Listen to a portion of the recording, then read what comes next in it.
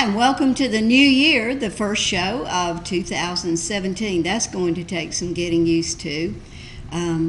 Probably several weeks of getting used to before we start to write that correctly on what we're writing the date down for, and remembering that this is another year. That always takes some reprogramming. So welcome to What Women Need to Know. I hope you'll be joining us each Wednesday as we bring you a new topic.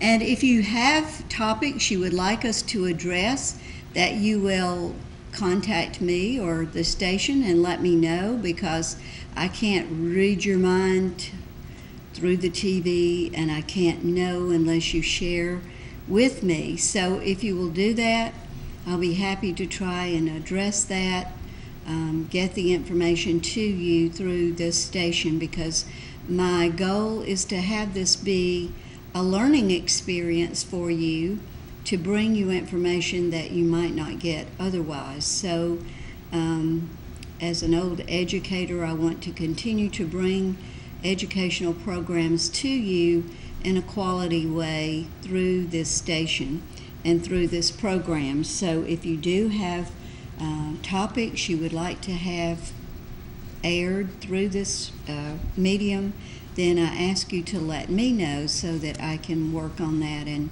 have things that you want to see on this particular station. I know that there are a lot of topics that are covered on other stations, and I cannot get any of those, so I don't know what else goes on other than during this hour and with Steve, who's here when I arrive every week. But and I don't want to duplicate anything anyone else does, but I do want to have the things that you would like to see, hear, and talk about on this show. So if you will be so kind as to let me know that, I will be happy to incorporate those things into our programming year as we go forward from this day. So Happy New Year to all of those whom I have not seen, and I hope that we have a great year this year. I thought it would be interesting because I was really surprised. We live in our own little world, as you know, and most of us were impacted by the drought, the severe drought that we suffered living in the area of northwest Georgia. We had every crop failed this year because of the drought. We had vegetable gardens that were non-existent. We had lawns that are just brown and dry. We had pastures that weren't able to feed the cattle that were on them. People in my area started feeding hay in the summer, which has never happened in the 38 years that I've been there. So there have been changes that we've never seen before. People older than I am have said they've never seen anything like it, and probably no matter what your age, you've never seen anything like it either. So we really have concentrated on our area and the impact of the drought and what that has brought to us or taken away from us, and still we're seeing the effects of that. As we go on into the winter, we probably will continue to see more trees dying, more shrubbery dying, and more things that would normally just become dormant will just absolutely die. As I looked out across our property, I saw the tops of trees that would normally be evergreen trees, but they were brown. And so I understand that there's a type of beetle that if the tree is healthy, it's just not a beetle that just falls down from nowhere, but as the tree is healthy, it doesn't affect the healthy tree. But as everything is stressed, and we as humans are no different, when we become very stressed, often we become sick because something is going to attack our body and get us when we are in a stressed state and we can't fight something off. And the same thing happens with vegetation and trees as well. So many trees will be lost to this beetle because it attacks things in a stressed state. And certainly our trees are all stressed because they have suffered from the lack of water as well. So you will continue to see many things. And as I thought about that and found this article, I thought, wow, how we think that we're the only ones who have been impacted by this drought, because it has been such a drought and has impacted us so greatly in our local area, and not realizing that this drought has been really a worldwide drought, but it has really impacted us because it has been so severe right here in our area. And when I read this article, I was really taken aback by the impact of what this could really mean.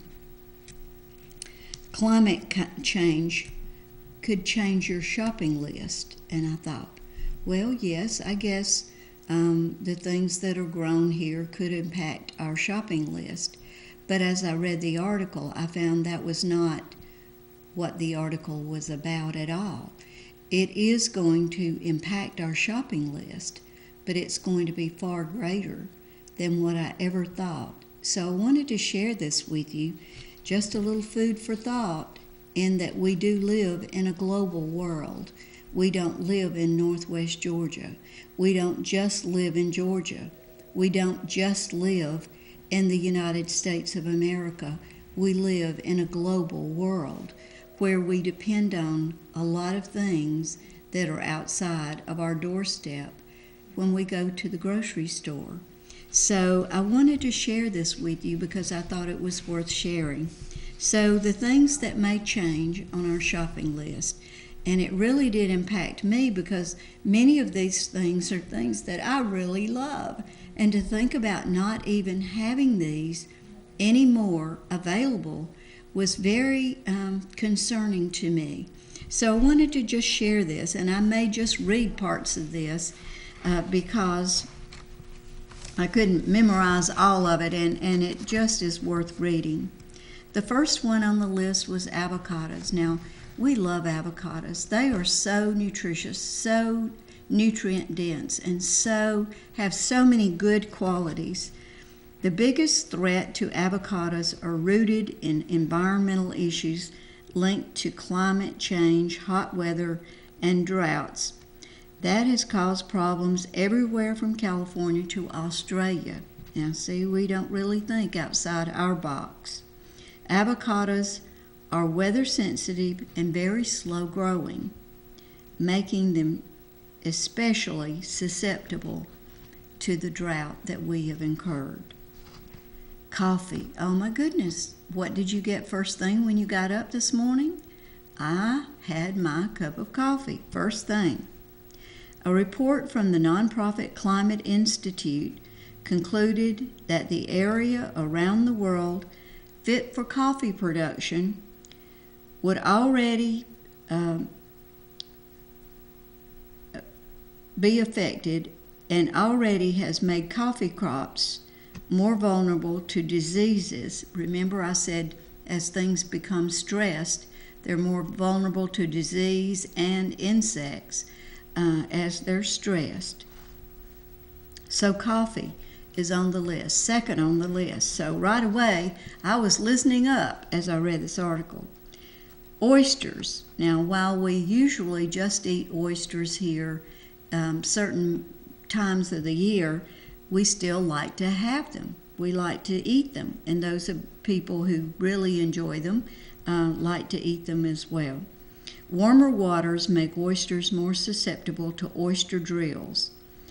Those are snails that attack and eat the oysters, which changes the environment for the oyster and kind of turns their environmental world upside down.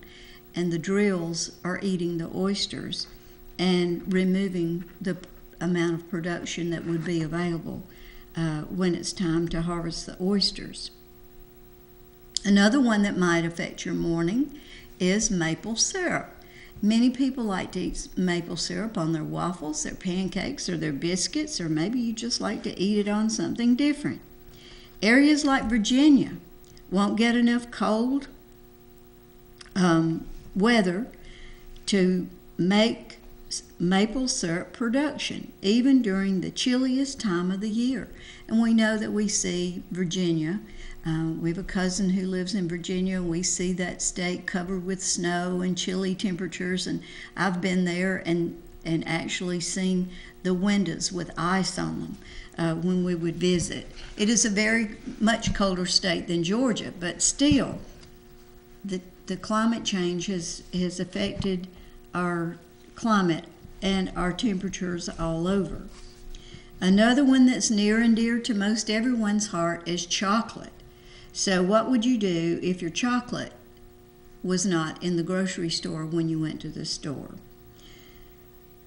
Well, chocolate has historically had ideal climates for growing.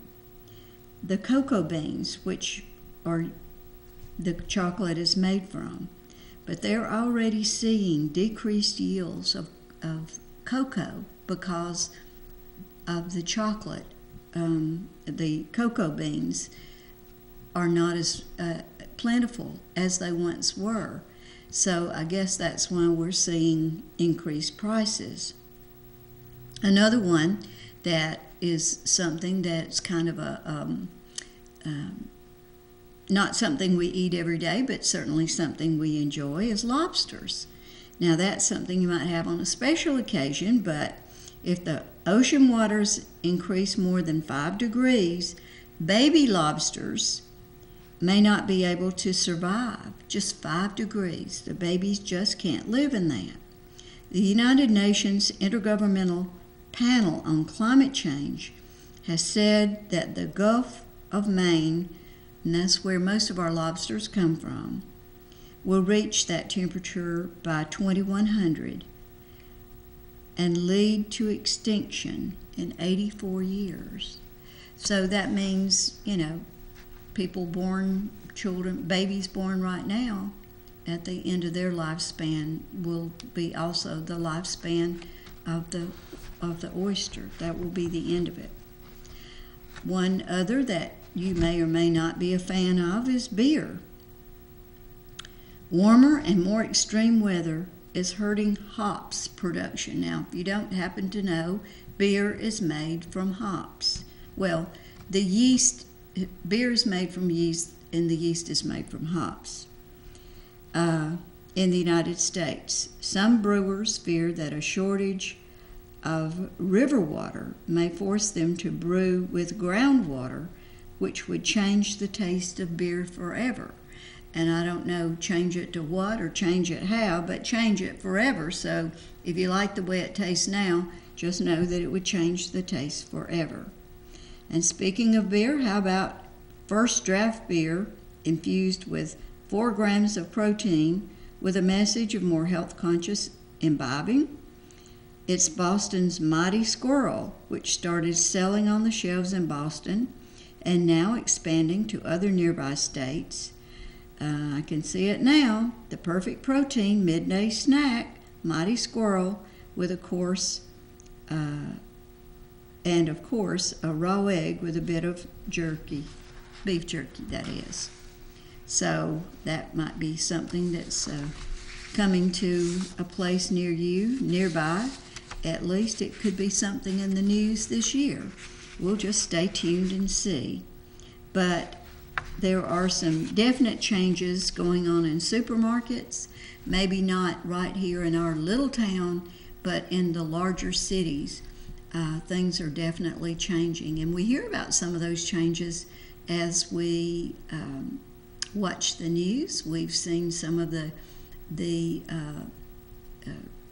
small grocery stores spring up from just like the mini Walmart stores spring up. We have heard about delivery of groceries so that you can call in with your grocery order, charge that to some account that you have on your cell phone, and have those groceries delivered to your home. And that seems to be working very well in areas where that is available. Certainly I don't see that happening in our area, maybe in our lifetime, but probably at some time. Lots of things are changing and moving in a direction totally different from that to which we have become accustomed. Now, we want to talk about using your slow cooker today. And if you have a particularly good recipe, soup recipe that is, I love soup. Today is a perfect day for eating a good hearty bowl of soup.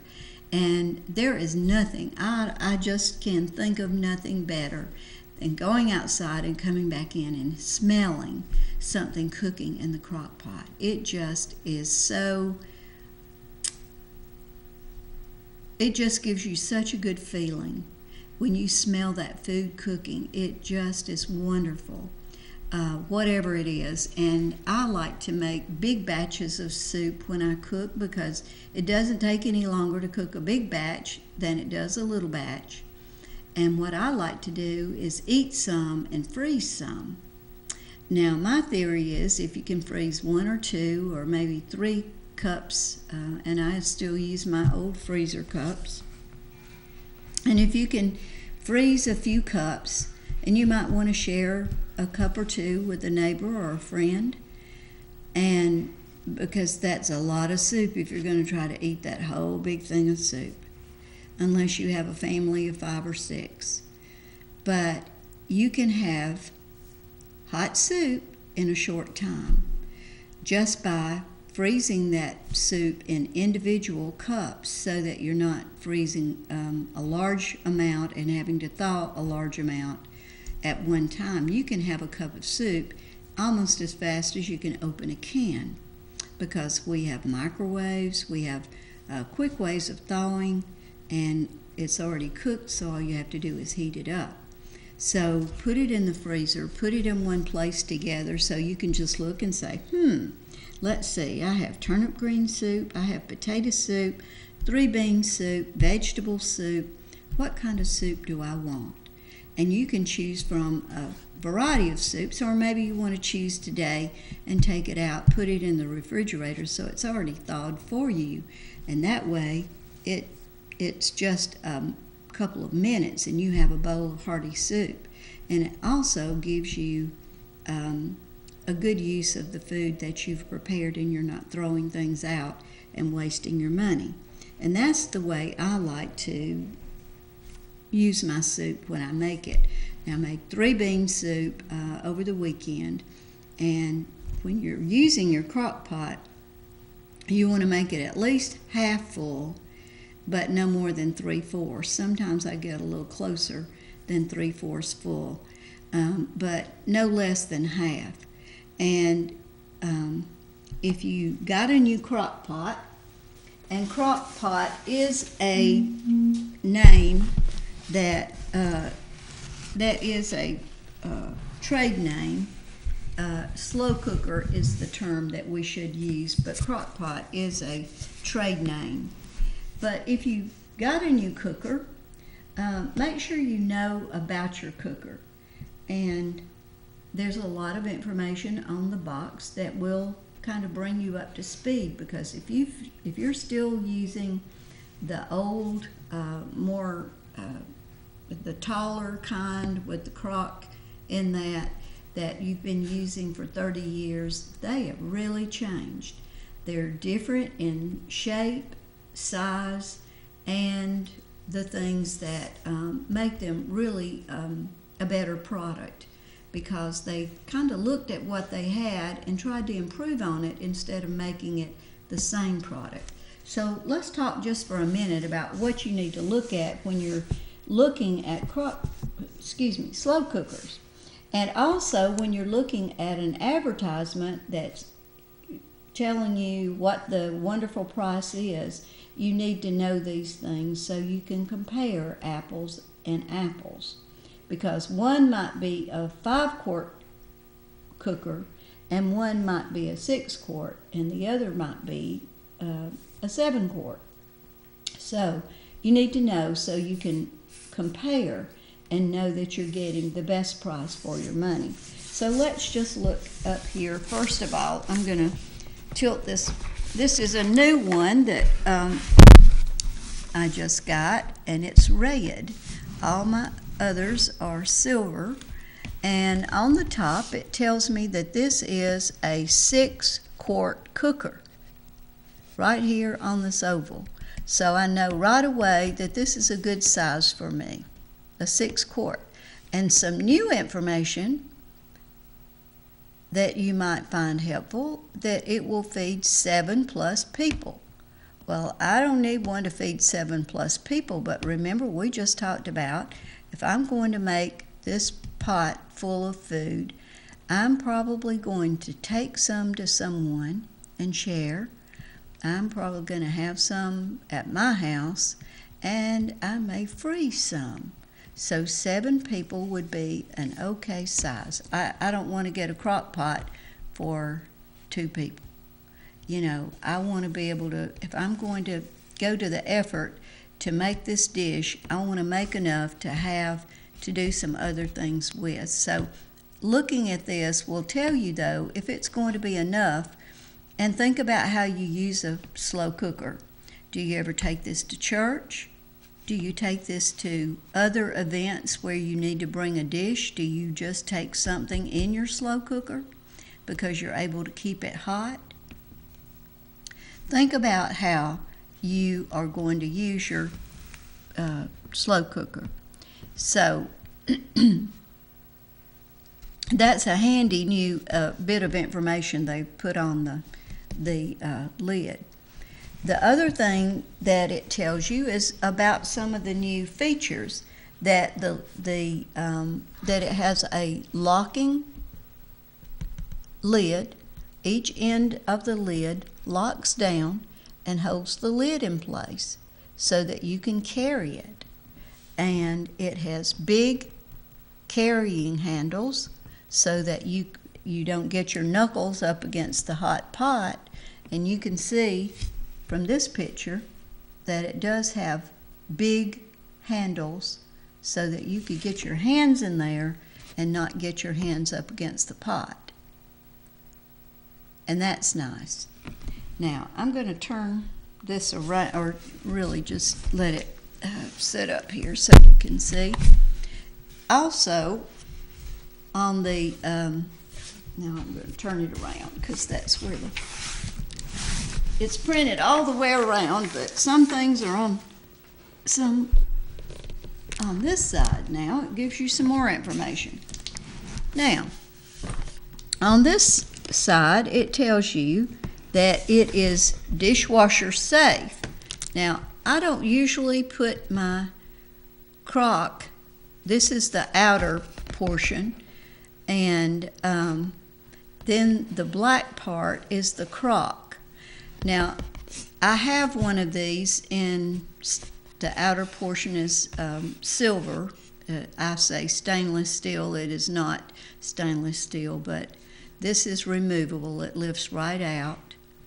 And sometimes when you cook some foods in the pot, it leaves kind of a white residue. It's clean. You've cleaned everything you can off of the inside of the pot, but it leaves a white residue. And you should never use any abrasives like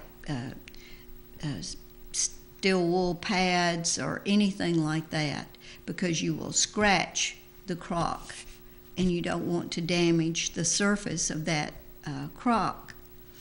But the thing that I have found that cleans it beautifully, and it is labeled for using on glass, ceramic, and all of these type surfaces, is Barkeeper's Friend on a sponge will just clean any of that residue off and just makes it shine and look just like brand new. So if you have what I call stains, really, but mostly if you have a dark colored interior on your crock, you can clean those beautifully with Barkeeper's Friend. I clean everything with Barkeeper's Friend. It's one of the most used products that I have in my home. and I certainly use one, clean my cookware with it, and I also clean my glassware with it because it's safe for any glass. It will not scratch nor mar the surface. And when I made the 15 bean soup, it left that kind of white stain, and I just used the barkeeper's friend, cleaned it right up. Even though it was clean, it didn't look clean, and I don't like that when it doesn't look clean. So if you have that same tendency to not like to put things away if they don't look clean, even though they're clean, then I think they have a name for that, but we won't get into those things. Then you might want to get some barkeeper's friend, and it will clean it right up. But it is dishwasher safe if you want to put it into the dishwasher. But I would doubt very seriously that the dishwasher is going to remove that either. I would say probably not. The other thing it tells you is about the sealed fit lid, and that lid actually has a rubber type gasket on it, so it fits right down in the crease, and when you lock these lids down, you can see here where it catches around and then goes back up and locks in on each side. Then it does keep your food in the container, and it's great when you're traveling because if you've had the lid come off of a slow cooker when you were traveling, you know what a little bit, how far that can go to make a mess. It has the removable stoneware inside, and then you can also use that barkeeper's friend. Sometimes you'll get some stains down inside this housing, and you can use that safely there as well. Yes, caller, go ahead. I'm sorry to interrupt you, Helen, but I have a question. Have you used, and if you have used, what is your opinion of the liners that go in the crock pot for the slow cookers? I have used them, but I'm not wild about them. I really think it's not necessary. It looks to me like it would be harder to get your food out. It is harder to get your food out, and then once you can never get all of the food out, and it's right. messy. It's a lot easier for me to clean the pot. Right. I'm serious. It's a lot easier for me just to clean the pot than it is to try to get the food out of the liner. Yeah, I started to buy some just to see, because everybody was raving about them. Mm-hmm. But after I got to thinking about it, I thought, I'm not going to do that because I wash mine in the sink, and it's non-stick anyway, and it doesn't, it's no problem to clean it. Right. But I just wondered if you'd used them and what you thought about them. I have used them. I did, whatever comes out that's new, I'm going to buy it and try it because somebody's going to ask me if I have tried it. And I think I tried one, and the rest of the box is still sitting there. Yeah. Have you used the digital pressure cookers yet? Oh yes. Did you not see the show when I? No. Except mine is not digital. Mine is dial. I got the cheap model because I got can. 2 of the digital. I've got the 6 quart and the 4 quart. I can turn the dial just as easy as I can push a button, and I absolutely love mine. I don't think I could maintain a kitchen anymore without mine. I don't know. I find too, you can buy the cheap cuts of meat and put them in a pressure cooker, and almost the same way as a crock pot. But I just like the fast. Sometimes I like the speed of the pressure cooker. Right. I don't have the patience to wait sometimes for all day. But I like soups and chilies and things like that for the crock pot. It's wonderful. You can put it in there and just forget about it. And I'm enjoying your show, and I have missed a lot of them because I've had a lot of problems health-wise. So. Right. But I'm looking at you today, so I'll let you get back to what you were doing. One thing that I do sometimes is I will take the meat, if I'm going to put it in the crock pot, I'll take the meat, put it in the pressure pan. I call it the pressure pan. I'll put it in the pressure pan and then put it in the crock pot and mix it with I do that. And the other thing I love, well, I love everything about my pressure pan, but if I decide last minute that I need to make some chicken salad, I always have chicken in the freezer. And I freeze the chicken breast so that I can take out however many I need at a time. Boneless chicken breast. And so I'll just pop in however many I need and turn it on. I just turn it on the maximum amount. And it cooks that meat. It's so tender, it's unreal. I know it. I mean, from a frozen state, and within 40 minutes, it's thawed, cooked, and done. And it's unbelievable. I mean, and all you do is put it in there and walk away. They're for sure a time saver, and I think the flavor is so much better. Yes. And I've had people say, how did you cook this chicken? Because it's so tender. So it's a time saver because it defrosts and cooks at the same time. And that has been a real, because I don't always know, and when you defrost in the microwave, sometimes that's not real satisfactory. I don't like that. So when you just do one step, I mean, if you cut out one step, two steps, when you do that, you just put it in there and you're done. That's great. True. And you can't put it in the crock pot like that. You can't put it in the crock pot frozen. I mean, you can't. So, anyway. I'm going to let you get back to it. I like the looks of the crock pot that you got there, too. Thank you. I have red in my kitchen, and so I like this one. And okay, well, you have a good year. Thank you. Same to you. Bye-bye. This thing's stuck. Anyway, you can use this right along with your pressure cooker. They work together.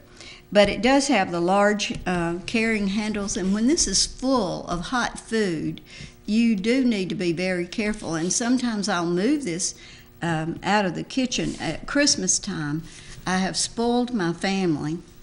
A couple of years ago, I made this crock pot full of beef stew.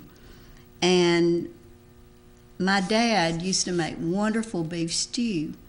And no one else in the family makes beef stew, but everybody loved my dad's beef stew. And I made beef stew, and everybody loves my beef stew because they think that it tastes like my dad's. I don't have a recipe, I just make beef stew. But I always cook the beef in the pressure pan and then put it into the crock pot. And so I think I'm just going to stop cooking other things at Christmas and just have beef stew, because that seems to be the real highlight. Food-wise, they would just really love the beef stew if we didn't have anything else. But anyway, it is pretty heavy when it's full of food. But you can move it into another room and plug it up. But when you're handling it, these big handles do come in handy. Now this one does have a red finish. They come in you can get them with a G for Georgia, a T for Tennessee, Clemson, Auburn, whatever your favorite collegiate preference is. You can get these pots to have anything on them that you want to, but they do have these locking lids, and that is an improvement over what we used to have. Now this one has 4 settings, and that is on, warm, low, and high. There is no off on here, so if you want it off, you unplug it. And I guess that's so that someone would be sure and unplug it to turn it off. So those are the 4 settings that are on there. And we do need to stop right here. I think we've gotten everything covered on the slow cooker. We need to stop and hear from our sponsors. When we come back, we're going to talk about some things we can cook in here and have on a day like today. Good old cold day. We'll be right back. We're on the air 24/7. A North Georgia taste of heaven. A fun place to be. And we're your family. You see TV. For over 4 decades, your neighborhood ShopRite supermarkets have been the standard for quality and service. Locally owned means you'll find a smile on every aisle. Best meat at the best prices. Farm fresh produce. Weekly specials on a variety of products. Get the ShopRite seal of approval. You can't shop wrong at ShopRite. They have bottom round roast this week at ShopRite for $2.79 or bottom round steaks for $2.99. They have boneless stew meat for $3.49, or you can buy a roast and cut it up yourself just the size you like. For $3.49, the stew meat is. They have tender cube steak for $3.99 and Boston butt pork roast for $1.29. That's a really good price. They also have a 15-pound bag of russet potatoes for $3.99. They have fried vegetables, 2 for $1, and Food Club tuna for only 55 cents a can. It's time to stock up. If you don't want to make soup, you just want to buy it, they have Progresso soup in selected varieties, 4 for $5, and that's a really good buy too. And Sara Lee whole grain bread, 2 for $4. They also have whole fryers for $1.19, great cooked in your slow cooker, or pork tenderloin, $4.99, or fresh pork steaks, $1.49. These are just a few of the many values you'll find at your local ShopRite store, where they still take your groceries to the car. The best time to plant a tree was 20 years ago. The next best time is right now. The same rules apply to financial success. Saving money is the first step towards financial independence. And at the Bank of Lafayette, we have an investment account for every situation. How much you save is not nearly as important as establishing a regular pattern of saving and placing of your money aside in a safe and secure place. Whimsical thinking and immediate gratification can rob you of a financially secure future and a safe and comfortable retirement. At the Bank of Lafayette, we can help you choose an investment account that will help you reach your immediate, short-term, and long-term goals. The one rule that always applies across every economic timeline and condition: the sooner you begin saving, the faster your money will grow. Bank with confidence at the Bank of Lafayette, your hometown bank for more than 110 years. Equal housing lender, member FDIC.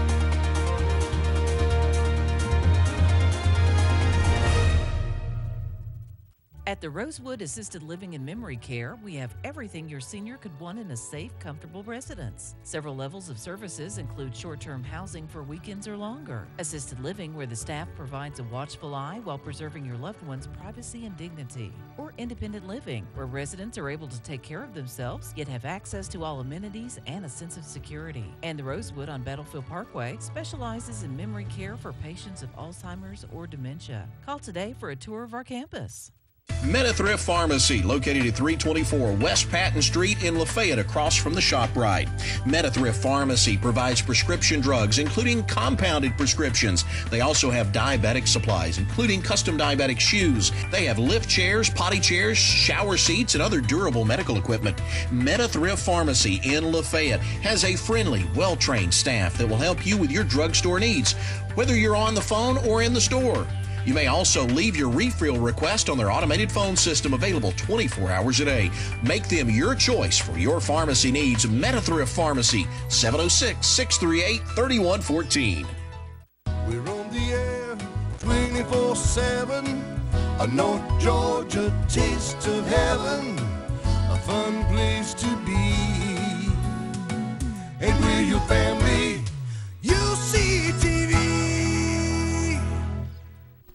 We're back now. If you don't have recipes for soup, you can always find lots of books that are available.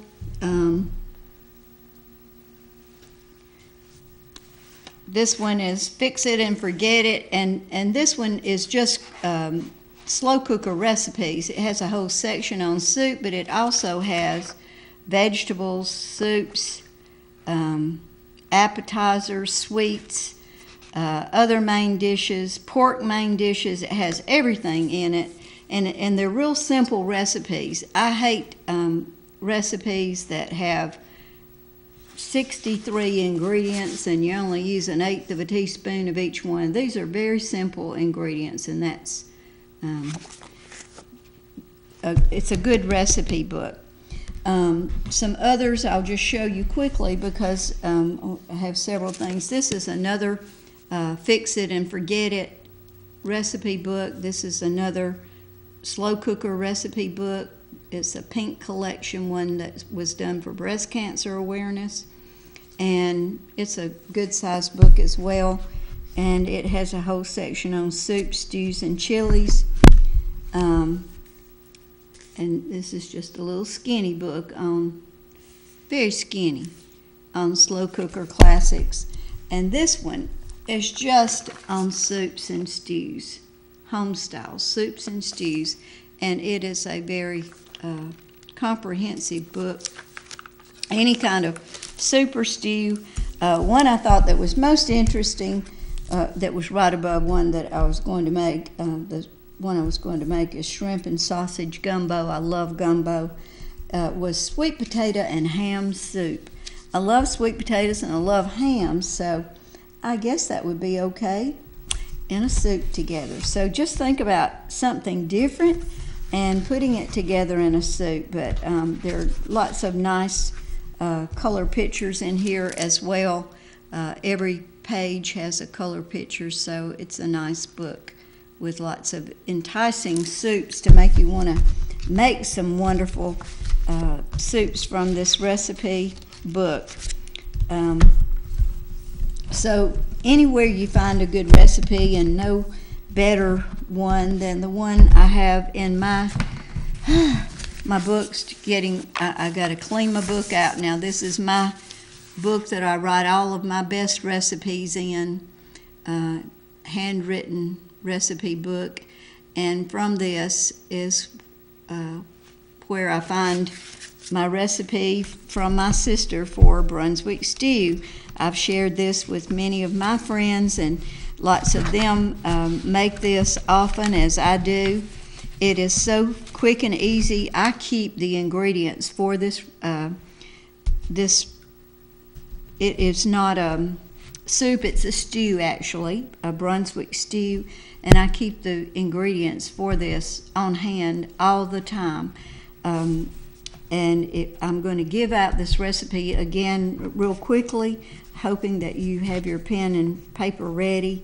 It's 1 container of Lloyd's barbecue pork, and if you can't find Lloyd's, just get the same equivalent in size of any kind of barbecue pork. 1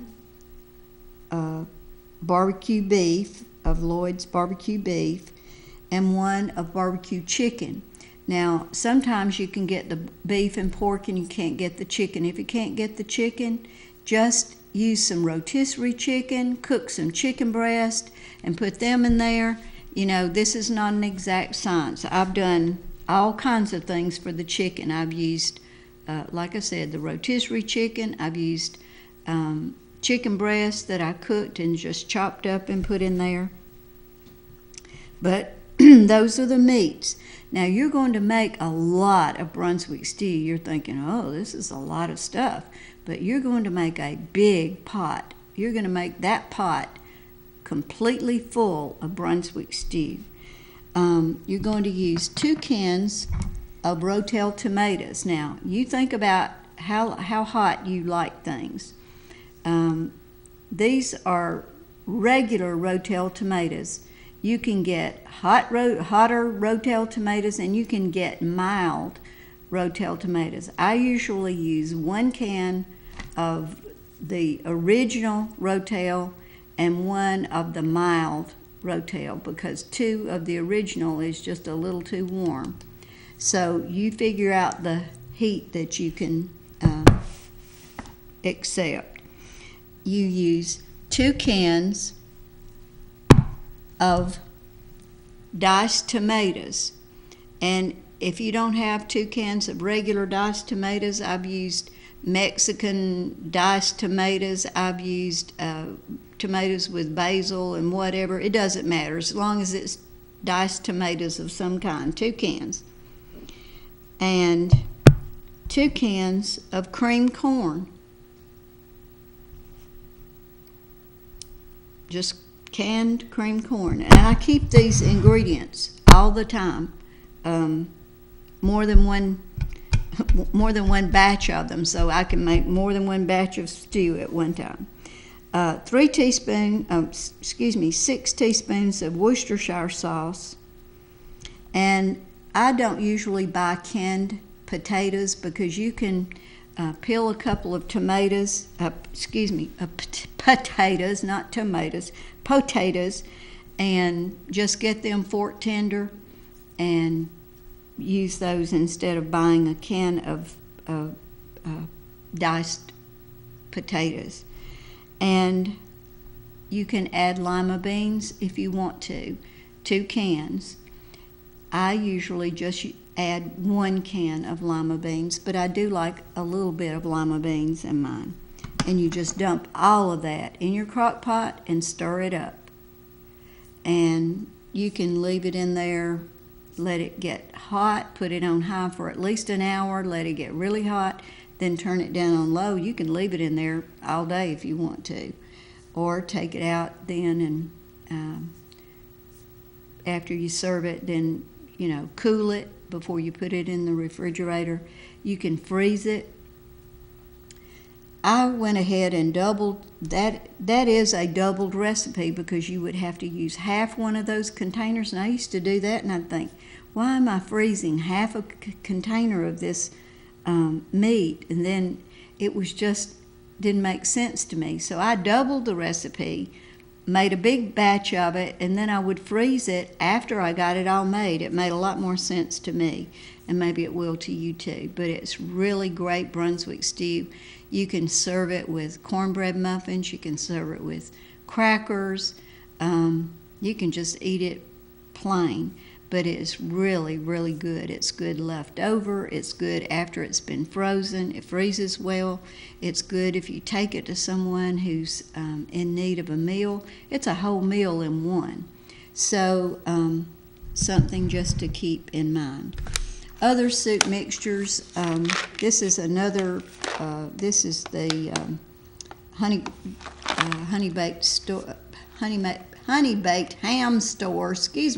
15 bean soup mix. You can buy the one in the grocery store that's very good as well, but it's just or you can make up your own, but you do need to have a ham bone, and you need to add some other things to it: tomatoes, onion, garlic, a little bit of lemon juice, and some other things that will tell you on your directions.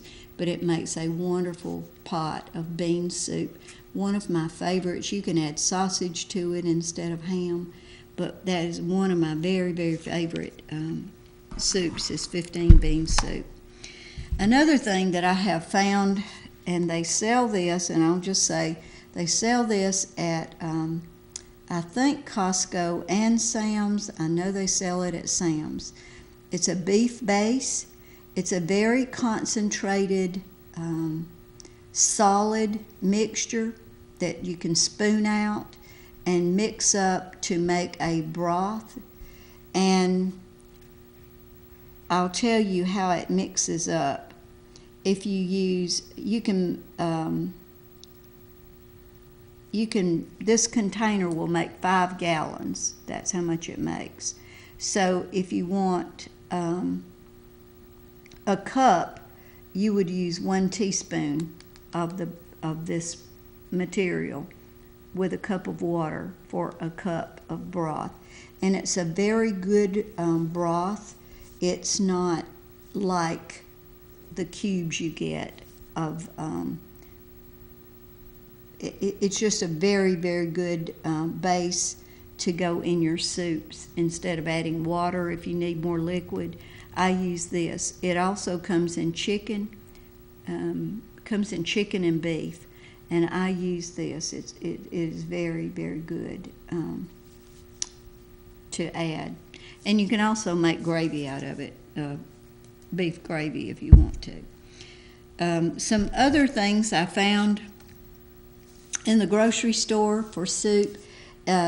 This is by the Soup Man, and it is already lobster bisque. It's in a liquid form.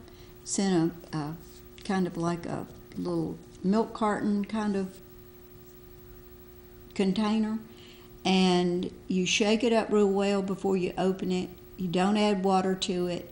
You heat it up in a saucepan to a simmer. You don't put it in the microwave in the carton like you might think. You store it immediately in the refrigerator, use it within 7 days, and you can add extra lobster if you want to, but it's from the Soup Man.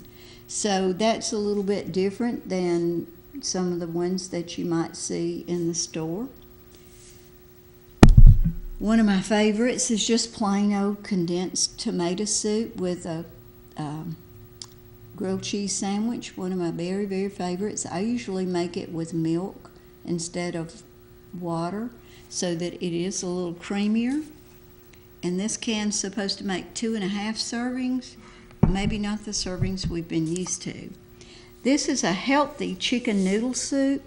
You know, that's the one that makes us well when we're sick.